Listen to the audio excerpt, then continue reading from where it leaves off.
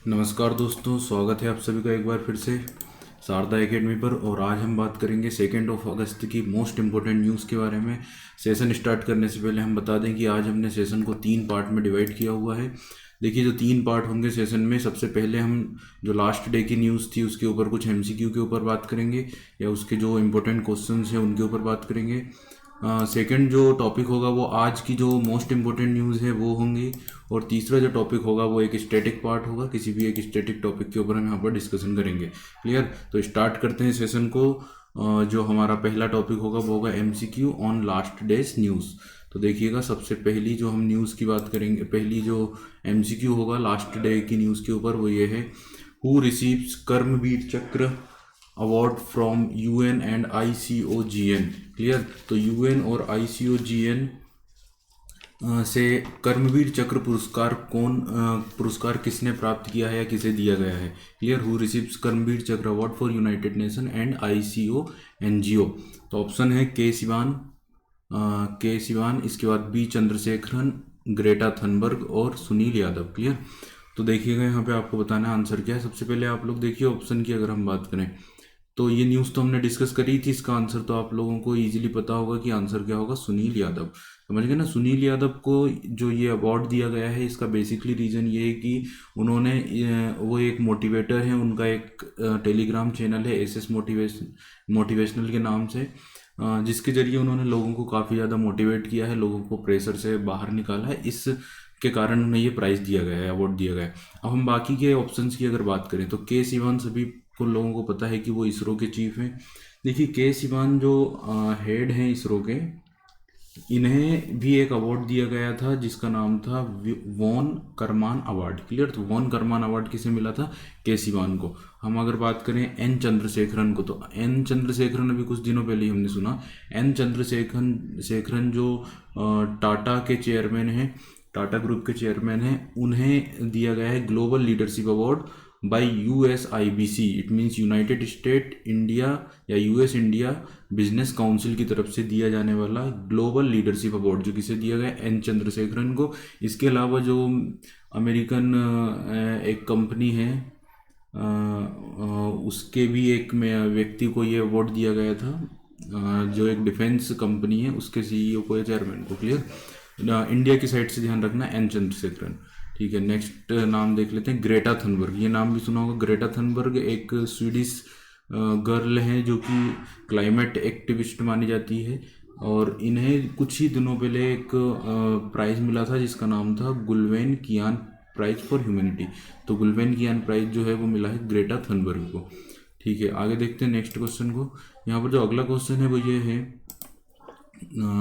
N Sivaraman appointed as the MD and CEO of which credit rating agency. तो N Sivaraman जिन्हें appoint किया गया है क्रेडिट रेटिंग एजेंसी का एमडी एंड सीईओ, वो किस क्रेडिट रेटिंग एजेंसी में नियुक्त किए गए हैं? तो ऑब्वियसली यहाँ पे देखिए ऑप्शन जो है वो है इक्रा आईसीआरए, जो इंडिया की क्रेडिट रेटिंग एजेंसी, इसके अलावा फिच, मूडीज और स्टैंडर्ड एंड पुअर, शॉर्ट में एस&पी बोलते हैं। देखिए, यहाँ पर इंडिया की है, नाम इंडिया का है, तो ऑब्वियसली इसका आंसर क्या होना चाहिए? इक्रा। हमने लास्ट न्यूज़ में पढ़ा, इक्रा के जो एमडी एंड सीईओ अपॉइंट किए गए हैं वो हैं एन शिवरामन। देखिए, इक्रा का फुल फॉर्म है information and credit rating agency. इसका इस्टेब्लिशमेंट हुआ था 1991 में, और इसका हेडक्वार्टर है गुड़गांव में। अब बाकी की अगर हम बात करें इन तीनों की, तो देखिए इन तीनों जो कंपनियां हैं, इन्हें बोला जाता है या इन्हें समझा जाता है सबसे 3 इंपॉर्टेंट, ग्रुप ऑफ 3 या 3 इंपॉर्टेंट क्रेडिट रेटिंग एजेंसी। ये वर्ल्ड की 3 most biggest credit rating agency कही जाती है। क्लियर? इन तीनों के ही जो हेडक्वार्टर है वो न्यूयॉर्क में। अगर हम बात करें फिच की, तो फिच का हेडक्वार्टर न्यूयॉर्क के साथ साथ लंदन में भी, बाकी तीनों के न्यूयॉर्क में है। ठीक है, आगे चलते हैं नेक्स्ट क्वेश्चन के ऊपर। अगला जो क्वेश्चन है थर्ड, वो ये है, who was appointed as personal secretary to PM Modi. PM Modi के पर्सनल सेक्रेटरी के रूप में किसे अपॉइंट किया गया? तो ऑप्शन देख लेते हैं, ये क्वेश्चन भी हमने पढ़ा था। देखिए, ऑप्शन में है रीवा गांगुली, आनंदीबेन पटेल, रोशनी नडार, या फिर हार्दिक सतीश चंद्र साहा। क्लियर? तो यहाँ पर अगर हम देखें रीवा गांगुली, तो हमने ये न्यूज़ ही पढ़ी थी, रीवा गांगुली जिन्हें अपॉइंट किया गया था मिनिस्ट्री ऑफ एक्सटर्नल अफेयर के सेक्रेटरी की पोस्ट पर, तो ये तो ऑप्शन होगा नहीं क्योंकि ये मिनिस्ट्री ऑफ एक्सटर्नल अफेयर की सेक्रेटरी अपॉइंट की गई है। आनंदीबेन पटेल नाम सभी ने सुना है। आनंदीबेन पटेल जो है पॉलिटिशियन है और करंट में जो है गवर्नर थी, और उन्हें एडिशनल चार्ज दिया गया था एमपी का, तो उन्हें परमानेंटली एमपी का गवर्नर अपॉइंट कर दिया गया। फिर रोशनी नडार, तो रोशनी नडार की अगर बात करें तो वो HCL की चेयरमैन अपॉइंट की गई है। रोशनी नडार, HCL जो हिंदुस्तान की एक आईटी कंपनी है, इंडिया की एक आईटी कंपनी है। इसके बाद आप ऑप्शन जो बचता है वो है हार्दिक सतीश चंद्र साहा, तो इसका जो आंसर होगा वो हार्दिक सतीश चंद्र साहा होगा, जो गुजरात केडर के IAS ऑफिसर थे। ठीक है, नेक्स्ट क्वेश्चन यहाँ पर देख लेते हैं। Which municipal corporation launches manhole cleaning robot Bandicoot, तो किस म्यूनिसिपल कॉरपोरेशन ने, किस नगर निगम ने, किस शहर के नगर निगम ने एक रोबोट लॉन्च किया, एक रोबोट लिया है जो मेनहोल की सफाई के लिए होगा बेंडिकुट नाम से? तो ऑप्शन है Indore municipal corporation, Jaipur municipal corporation, या गुवाहाटी म्यूनिसिपल कॉरपोरेशन, या मुंबई म्यूनिसिपल कॉरपोरेशन। इस न्यूज़ को हमने डिस्कस किया था लास्ट सेशन में। तो ये जो बेंडिकुट नामक रोबोट है ये गुवाहाटी म्यूनिसिपल कॉरपोरेशन ने लिया है। क्लियर? ठीक है, नेक्स्ट क्वेश्चन देखते हैं। जो अगला क्वेश्चन है यहाँ पर वो है renowned folk musician Sonam Tshering passes away was belong to which tribal group. तो एक जो फेमस फोक म्यूजिशियन है सोमन शेरिंग, जिनका हाल ही में निधन हुआ है, वो किस आदिवासी समूह से रिलेटेड है? लेप्चा, गोरखा, खासी या गारो? तो इसका आंसर होगा लेप्चा। ठीक है, नेक्स्ट क्वेश्चन देख लेते हैं। यहाँ पे जो अगला क्वेश्चन है वो है what is the currency of Zimbabwe. Zimbabwe की या जिम्बाब्वे की जो करेंसी है वो क्या है? जिम्बाब्वे जो अफ्रीकन कंट्री है, US डॉलर, पौंड, दिनार या फिर पेसो। देखिए, जिम्बाब्वे में एक फाइनेंशियल क्राइसिस आया हुआ था, कई सालों से वित्तीय आपात लगा हुआ था। उनकी जो करेंसी है उसकी वैल्यू काफ़ी ज़्यादा लोअर हो गई थी, या काफ़ी बुरी हालत थी जिम्बाब्वे की। तो इस क्राइसिस से निपटने के लिए वहाँ पर इंटरनेशनली ऑर्गेनाइजेशन के द्वारा कुछ सुधार किए गए, और जो करेंसी है जिम्बाब्वे की वो चेंज हो गई है, और आज के समय जो करेंसी वहाँ पर चल रही है वो US डॉलर चल रही है। क्लियर? तो ये क्वेश्चन काफ़ी इंपॉर्टेंट है। जिम्बाब्वे की जो करेंसी है वही US डॉलर। ठीक है, आगे चलते हैं। अब जो हमारा सेशन स्टार्ट हो रहा है वो हो रहा है आज की जो महत्वपूर्ण इंपॉर्टेंट न्यूज़ है उनके बारे में। तो देखिएगा, जो फर्स्ट न्यूज़ है यहाँ पर आपके सामने वो ये है Jamie Vardy wins Premier League's Golden Boot award. तो जेमी वर्डे ने प्रीमियर लीग का गोल्डन बूट पुरस्कार जीता है। क्लियर? गोल्डन बूट पुरस्कार जेमी वर्डे ने जीता है। किससे रिलेटेड, या फुटबॉल से रिलेटेड है ये? प्रीमियर लीग ने उनको ये अवार्ड, प्रीमियर लीग का ये गोल्डन बूट प्राइज है। ठीक है, अब देखिएगा यहाँ पर इसमें कुछ और बातें, जैसे जेमी वर्डे अगर हम बात करें किस टीम से रिलेटेड हैं तो वो है Leicester City striker. Leicester City जो क्लब है उसके स्ट्राइकर हैं। Bags the Premier League Golden Boot award after netting 23 goals across 2019-20। तो जेमी वर्डी जो लिसेस्टर सिटी के स्ट्राइकर हैं ने 19-20 सीजन में 23 गोल करने के बाद Premier League Golden Boot award जीता है। क्लियर हो गया सभी को इतना? देखिए, अगर फुटबॉल की बात करें तो फुटबॉल से रिलेटेड हमने एक न्यूज़ अभी कुछ दिनों पहले डिस्कस की थी, जो कि थी जर्मन फॉरवर्ड और वर्ल्ड कप विनर टीम के एक मेंबर, जिनका नाम था आंद्रे सूरले। तो यहाँ पे आप लोग ध्यान रखिएगा, जर्मनी टीम के एक फुटबॉलर थे जिनका नाम था आंद्रे सूरले, SUHURRLE,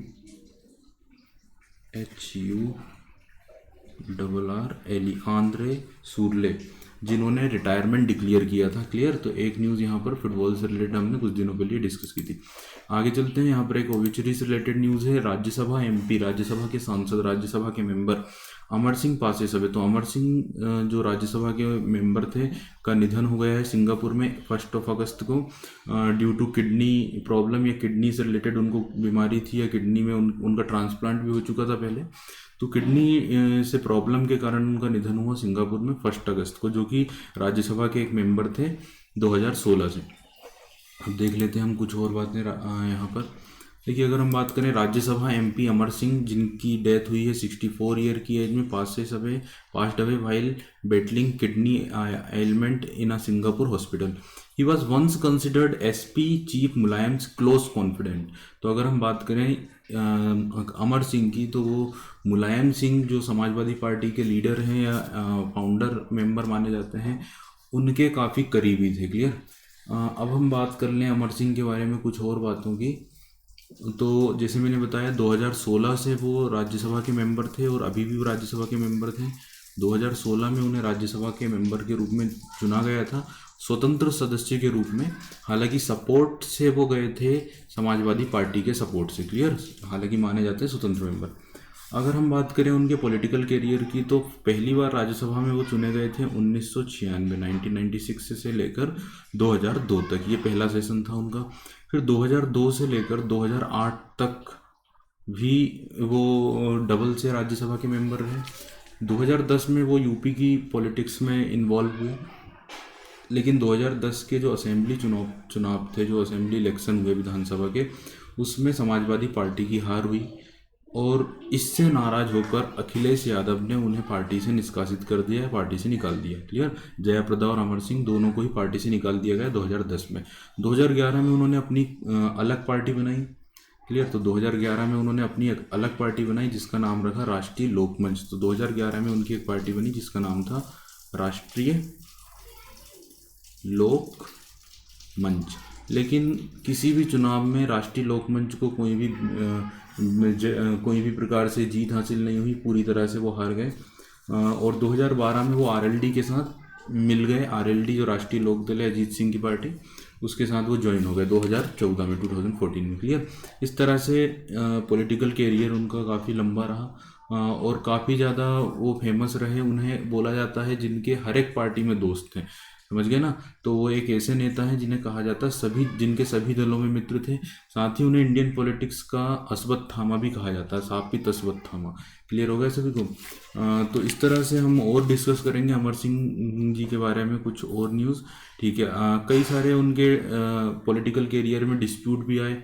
अगर हम उनके लाइफ के डिस्प्यूट्स की अगर बात करें, विवादों की अगर बात करें, तो सबसे बड़ा जो डिस्प्यूट है वो है 2008 का, समझ गए ना। 2008 में जो एक केस हुआ था पार्लियामेंट में जिसका नाम था case for vote case. Clear. Case for vote case, यानी कि जो है एक नॉन कॉन्फिडेंस जो मोशन चल रहा था, जिसमें कांग्रेस को कॉन्फिडेंस दिखाना था और ये प्रस्ताव लाई थी बीजेपी ने। तो उन पर ये आरोप लगाए गए थे हॉर्स ट्रेडिंग के, जबकि उन्होंने कांग्रेस को सपोर्ट किया था 2008 में। और वो जो डिस्प्यूट है उसके कारण उन्हें जेल भी जाना पड़ा। हालांकि बाद में वो पूरी तरह उससे फ्री हो गए।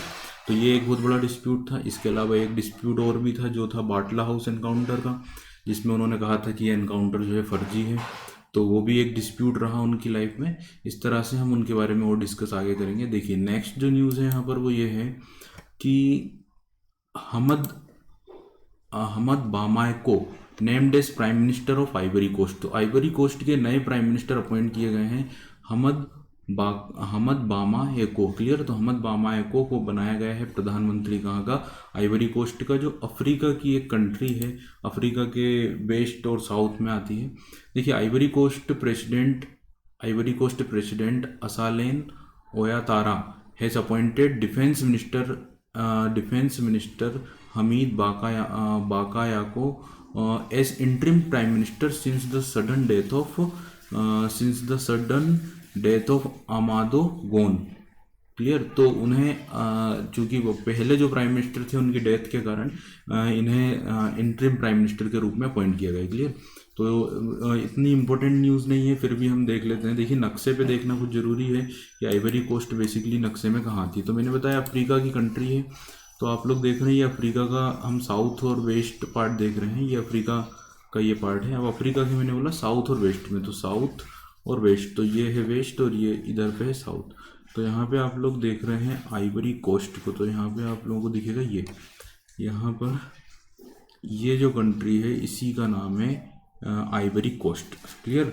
तो आइवरी कोस्ट यहाँ पर है, इसकी जो कैपिटल है उसका नाम है एबिडजान। इस तरह से ध्यान रखना। बाकी जो आप लोगों को इस नक्शे में कंट्री दिख रही है वो देख लें अफ्रीका की, जैसे माली, नाइजर, चाड, नाइजीरिया, कैमरून। क्लियर ना। तो इस तरह से कुछ इंपॉर्टेंट कंट्रीज़ हैं। अब देख लेते हैं आगे नेक्स्ट न्यूज़ को।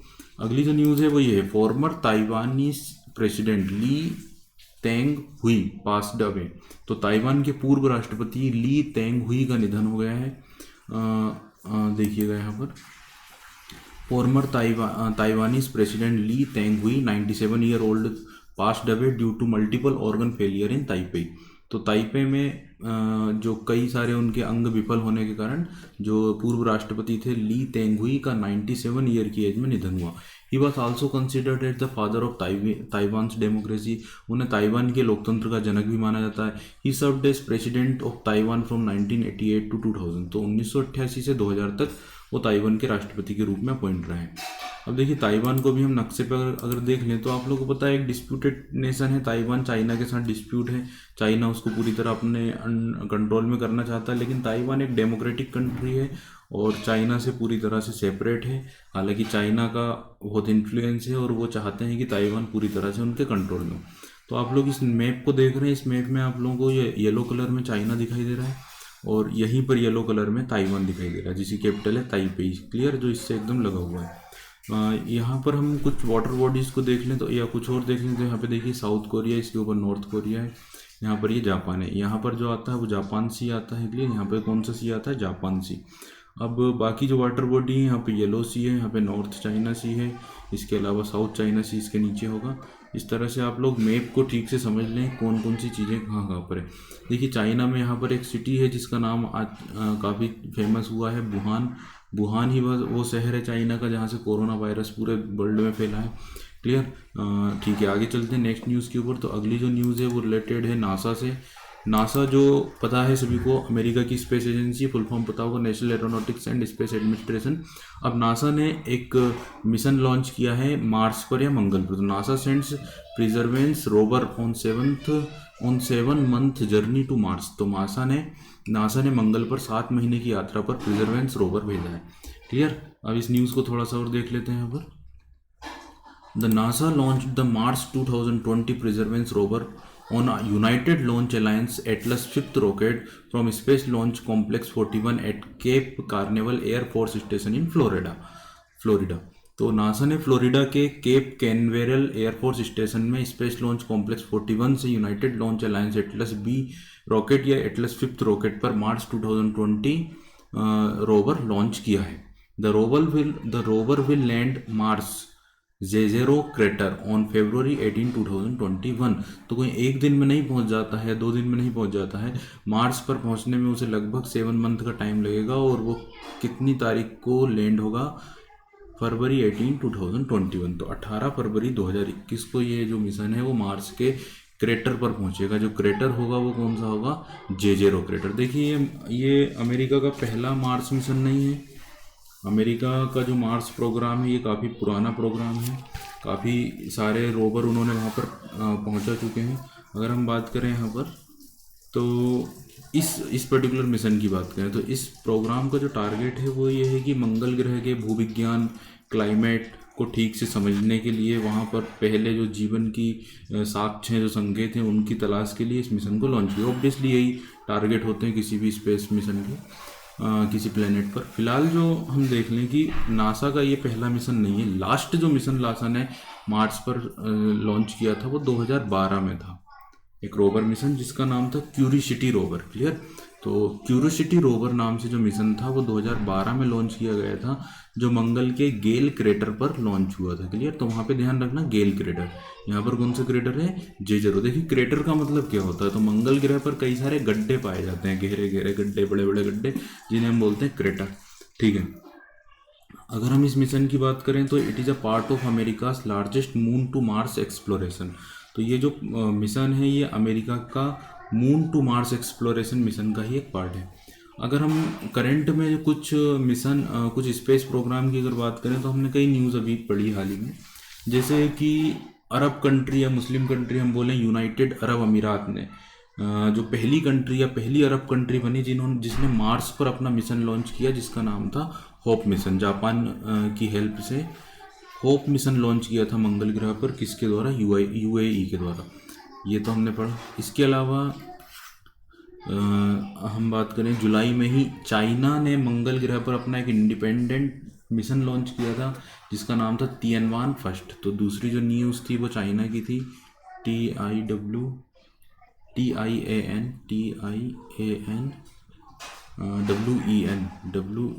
फर्स्ट, ये चाइना का था. तीसरी जो स्पेस से रिलेटेड न्यूज़ हमने पढ़ी थी कि एनएसएस सेकेंड नामक मिलिट्री सैटेलाइट लॉन्च किया था साउथ कोरिया का, समझ गए, अमेरिका की स्पेस एजेंसी स्पेस एक्स ने। तो इस तरह से हमने स्पेस की कुछ न्यूज़ पढ़ी थी इस मंथ में। ठीक है, आगे चलते हैं। नेक्स्ट न्यूज़ जो है वो ये, ministry of tribal affairs receive Skoch gold award. तो जनजातीय कार्य मंत्रालय को स्कॉच गोल्ड अवार्ड दिया गया है। स्कॉच गोल्ड या स्कॉच अवार्ड की अगर हम बात करें तो स्कॉच अवार्ड एक स्वतंत्र संगठन द्वारा प्रदत्त किया जाने वाला देश का सर्वोच्च नागरिक सम्मान है, समझ गए ना। तो देश का सर्वोच्च नागरिक सम्मान है, इसे तो भारत रत्न है, पर वो गवर्नमेंट के थ्रू है। तो इंडिपेंडेंट स्वतंत्र संगठन द्वारा देश का सर्वोच्च नागरिक सम्मान जो है वो कौन सा है, वो है scotch award.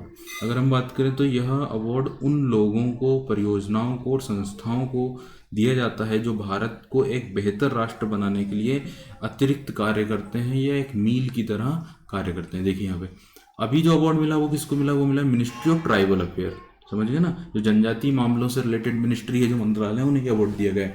Has received Skoch gold award for empowerment of tribals. Basically क्या कारण है, ट्राइबल्स यानी जो जनजाति के लोग हैं उन्हें एम्पावर करने के लिए, उन्हें एक प्रकार से नॉलेज देने के लिए थ्रू आईटी इम्बेल्ड स्कॉलरशिप स्कीम, समझिए ना। तो जनजातीय मामलों के मंत्रालय को आईटी सक्षम छात्रवृत्ति योजनाओं के माध्यम से आदिवासियों के सशक्तिकरण के लिए स्कॉच गोल्ड अवार्ड दिया गया। तो ऑब्जेक्ट ध्यान रखना है कि सबसे पहले तो किसे मिला है, तो वो है ministry of tribal affair. Clear, क्यों मिला है, क्योंकि मिनिस्ट्री ऑफ ट्राइबल अफेयर ने जितनी भी छात्रवृत्ति योजनाएं रही हैं आदिवासियों के लिए, उन्हें आईटी सक्षम बनाया है और उन्हें एक प्रकार से ट्रेंड किया है इस तरह से। ठीक है, देख लेते हैं next point. The project aim to achieve digital India and bringing transparency and ease in the delivery of service. तो इस परियोजना का उद्देश्य डिजिटल इंडिया को प्राप्त करना, यानी डिजिटल इंडिया ज़्यादा से ज़्यादा सक्सेस हो, सेवाओं के वितरण, पारदर्शिता और सुगमता को लाना है। The theme of 66 Skoch 2020 competition was. तो अगर हम बात करें इस साल के थीम की, तो है भारत सरकार की प्रगति के लिए सहयोग करना, समझिए ना। India respond to COVID through digital governance. Minister की बात करें अगर हम, ट्राइबल अफेयर जो मिनिस्टर हैं वो है श्री अर्जुन मुंडा। तो अर्जुन मुंडा ट्राइबल मिनिस्टर हैं, ट्राइबल अफेयर मिनिस्टर हैं। ठीक है, आगे चलते हैं नेक्स्ट न्यूज़ के ऊपर। अगली जो न्यूज़ है वो है डॉक्टर हर्षवर्धन जो कि चिकित्सा मंत्री हैं भारत के, उनके बारे में। तो यहाँ पे देखिएगा, डॉक्टर हर्षवर्धन लॉन्च विद्यार्थी विज्ञान मंथन 2020-21। तो डॉक्टर हर्षवर्धन ने विद्यार्थी विज्ञान मंथन 2021 का शुभारंभ किया। अब ये क्या प्रोग्राम है, इसको समझ लेते हैं। This is a platform. तो ये एक ऐसा प्लेटफॉर्म है जो आइडेंटिफाई करता है टैलेंट को, किस फील्ड से रिलेटेड, साइंस से। तो यह विज्ञान के क्षेत्र में प्रतिभा की पहचान करने और छात्रों के बीच वैज्ञानिक कुशलता को बढ़ावा देने के लिए एक मंच है। तो ये it is a platform to identify the talent in the field of science and to promote the scientific acumen among the student. तो जो विद्यार्थी हैं उनमें विज्ञान के क्षेत्र में प्रतिभा को पहचानने के लिए, इंकरेज करने के लिए, उनकी कुशलता को बढ़ावा देने के लिए प्रोग्राम है। This initiative is a national program to popularizing science among school student of class 6 to 11। Clear, ठीक है, आगे चलते हैं नेक्स्ट न्यूज़ के ऊपर। अब यहाँ पर फाइनेंस से रिलेटेड एक न्यूज़ है जो कि है जीएसटी जो कलेक्शन है इंडिया का 2020 जुलाई का। देखिए हर मंथ में जीएसटी कलेक्शन की जो रिपोर्ट है वो रिलीज होती है। तो जीएसटी कलेक्शन जो है भारत का वो हो गया है 87,422 करोड़ इन जुलाई। क्लियर, 87,422 करोड़ रुपए। अब यहाँ पे आप लोग बस इतना समझ लें कि आपको तो ये फिगर ध्यान रखना है, लेकिन आप लोग पता है जीएसटी के 3 पोर्शन है, 3 पार्ट हैं। एक CGST यानी सेंट्रल, SGST यानी स्टेट और IGST यानी इंटरनेशनल जीएसटी। तो तीनों का अलग अलग पोर्शन है। आप लोगों को ओवरऑल ध्यान रखना है कि जो जीएसटी कलेक्शन है जुलाई का वो है लगभग 87,422 करोड़। क्लियर, आगे चलते हैं। नेक्स्ट जो सेशन अब हमारा होगा वो होगा स्टैटिक पार्ट पर। देखिए करेंट अफेयर में आपको इन तीनों चीज़ों को लेकर चलना होगा और स्टैटिक पार्ट एक इम्पोर्टेंट पार्ट होगा यहाँ पर। अब आज से हम ये सीरीज और लेकर आ रहे हैं स्टैटिक पार्ट की करेंट अफेयर में, इसे भी हम कंटिन्यू रखेंगे। आज का जो हमारा टॉपिक होगा वो होगा military exercise of India in 2020। तो 2020 में भारत की जो कुछ मिलिट्री एक्सरसाइज हैं हम उसके बारे में बात करेंगे। तो देखिएगा यहाँ पर सबसे पहले ये टेबल में आप लोगों को इसको एकदम रट लेना है, ध्यान रखना है। सबसे पहली बात, name of the joint military exercise, participating force and nation और कंडक्टेड, कि कहाँ पर वो ऑर्गेनाइज की गई। तो सबसे पहले मिलिट्री एक्सरसाइज का नाम, किन कंट्रीज ने, किन फोर्सेस ने उसमें पार्टिसिपेट किया है और कहाँ पर वो ऑर्गेनाइज की गई है। तो पहला है इंद्रधनुष, फिफ्थ। तो इंद्रधनुष फिफ्थ जो मिलिट्री एक्सरसाइज है, सॉरी मिलिट्री नहीं है, वो एयरफोर्स के बीच में हुई है। तो एयरफोर्स के बीच में हुई है, किन किन के बीच में, इंडियन एयरफोर्स एंड फ्रेंच या रॉयल एयर फ्रांस, RAF, यानी फ्रांस की एयरफोर्स और इंडियन एयरफोर्स के बीच में, समझिए ना, इंद्रधनुष फिफ्थ नाम से। ये कहाँ हुई है, तो ये भारत में हुई है, गाजियाबाद में। और हिंडन एयरफोर्स का जो हिंडन स्टेशन है, गाजियाबाद, उत्तर प्रदेश में। क्लियर। फ्रांस की अगर हम बात करें तो आप लोगों ने सुना है हाल ही में भारत ने फ्रांस की जो डसाल्ट एविएशन कंपनी है उससे 5 रफाल जो एयरक्राफ्ट हैं वो परचेस किए हैं, या वो 5 एयरक्राफ्ट भारत पहुंच चुके हैं 29 जुलाई को, जो कि एक बहुत पुराना सा एक एग्रीमेंट था फ्रांस के साथ। देखिए अगर हम बात करें एयरफोर्स की, तो 2000 में ही फ्रांस ने, भारत की एयरफोर्स ने गवर्नमेंट को अपनी रिक्वायरमेंट बताई थी कि कम से कम हमें 126 एयरक्राफ्ट एनी हाउ कंडीशन में चाहिए हैं, और ये डिमांड 2000 की है। 2001 जब बीजेपी की सरकार थी उस समय ये डिमांड रखी गई थी। तो ये मामला चलता रहा और 2008 के लगभग गवर्नमेंट ने इसके ऊपर एक टेंडर पास किया। उस टेंडर के तहत दुनिया भर की 6 बड़ी बड़ी कंपनियां जो है सिलेक्ट की गई। उन 6 कंपनियों में बड़ी बड़ी कंपनियां थी, अमेरिका की दो कंपनियां थी, ब्रिटेन की थी, समझ गए ना, इस तरह से स्वीडन की कंपनी थी, बड़ी बड़ी कंपनियां थी डिफेंस से रिलेटेड जो इक्विपमेंट बनाती है। पर उनमें से फाइनली 2 कंपनी सिलेक्ट हुई, स्वीडन की और फ्रांस की, और लास्टली जो तय हुई वो हुई डसाल्ट एविएशन, जिसका जो एयरक्राफ्ट था वो था रफाल। क्लियर। तो 2008 में तय हुआ, बात चलते चलते 2011 तक पहुंची। 2011 में तय हुआ कि इस तरह से हम 126 जो है एयरक्राफ्ट खरीदेंगे, जिसमें से 18 हम फ्लाइंग कंडीशन में लेंगे और 108 जो है वो फ्रांसी कंपनी, भारत की जो कंपनी HAL है, हिंदुस्तान एरोनॉटिक लिमिटेड, उसके साथ मिलकर भारत में ही उसको तैयार करेगी। इस तरह से ये एग्रीमेंट हुआ। बात चलती गई, बढ़ती गई, इसमें कुछ डिस्प्यूट भी हुआ। डसाल्ट एविएशन का ये कहना था कि हम उसके लिए जिम्मेदार नहीं होंगे, जो 108 एयरक्राफ्ट भारत में HAL बनाएगा। HAL का कहना था हम भी जिम्मेदार नहीं होंगे क्योंकि पेरेंट कंपनी जो है डसाल्ट है। तो एक प्रकार से डिसएग्रीमेंट बनता रहा, कोई भी रिस्पॉन्सिबिलिटी लेने को तैयार नहीं हुआ। बात बढ़ती गई, 2014 में लगा कि अब सब कुछ ठीक हो जाएगा या डील फाइनल हो जाएगी। देन गवर्नमेंट ने ये कहा कि फ़िलहाल हमारे पास बजट नहीं है, नेक्स्ट सेशन में हम इसको लेकर आएंगे। फिर कांग्रेस गवर्नमेंट चली गई और बीजेपी गवर्नमेंट आई 2014 में आफ्टर इलेक्शन। डिफेंस मिनिस्टर ने कहा डील लगभग कैंसिल हो गई। फिर एक नाटकीय बदलाव हुआ और प्राइम मिनिस्टर फ्रांस की विजिट पर गए। तब एक जॉइंट जो है कंबाइंड एक प्रेस रिलीज की गई फ्रांस के राष्ट्रपति फ्रेंकोइस होलैंड और प्राइम मिनिस्टर मोदी के द्वारा। इसमें उन्होंने बोला कि हम फ्लाइंग कंडीशन में 36 रफाल एयरक्राफ्ट खरीदेंगे। ये हुई थी 2015 में, 36 एयरक्राफ्ट खरीदने की बात उन्होंने बोली थी। अब इसके बाद ये डील फाइनल होना तय हुआ और 2016 में फाइनली जो है इस डील के ऊपर साइन किए गए इंडियन डिफेंस मिनिस्टर मनोहर पार्रिकर और फ्रांस के डिफेंस मिनिस्टर के बीच में। क्लियर। अब उस डील में ये तय हुआ कि 36 हम फ्लाइंग कंडीशन में लेंगे। टोटल जो होगा वो लगभग 60,000 करोड़ रुपए का ये पूरा डील है, समझ गए ना।